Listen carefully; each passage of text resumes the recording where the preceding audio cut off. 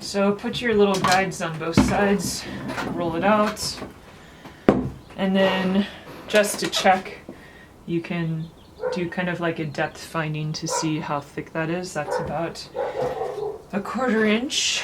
You can see it right there. So then I'm just going to turn up the sides a little bit to start the coil,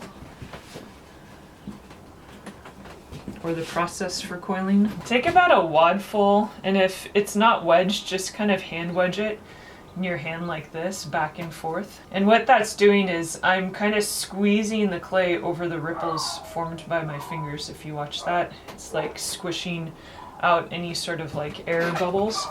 Then I'm gonna squish it a little bit thinner and more into like a sausage shape.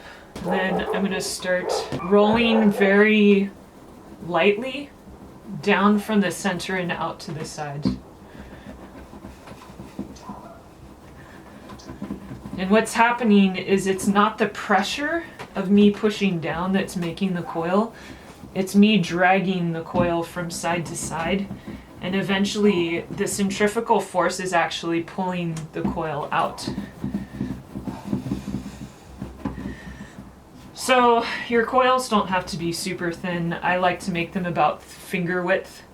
Sometimes it will happen where it's like thinner on one side than the other. That's just because you're pushing too hard.